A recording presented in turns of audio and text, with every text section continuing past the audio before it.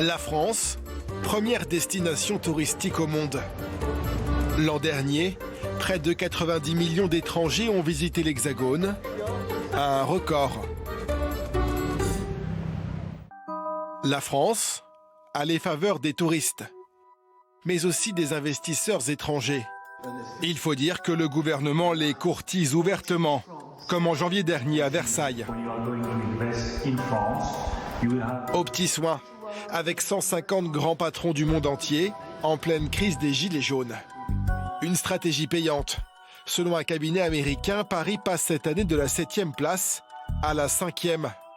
La France dépasse même la Chine et le Japon. Les montants investis par les entreprises étrangères en France ont considérablement augmenté parce que près de 25% de ces investissements concernent de l'industrie et des emplois industriels. C'est bon pour les emplois d'aujourd'hui. Car aujourd'hui, le chômage continue de baisser. Même si le rythme est lent, 0,1 point au premier trimestre de cette année, il a atteint 8,7% de la population active, son plus bas niveau depuis 10 ans. Alors pour accélérer le tempo et arriver aux 7% de chômage en 2022, le gouvernement compte notamment sur sa réforme de l'assurance chômage. Les modalités devraient être dévoilées au mois de juin. L'exécutif table aussi sur une croissance un peu moins en berne. En 2018, elle a été légèrement plus forte que prévu. L'INSEE a d'ailleurs dévoilé les chiffres définitifs.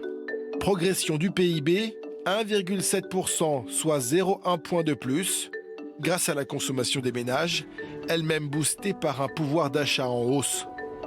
Mais les prévisions pour cette année sont moins réjouissantes.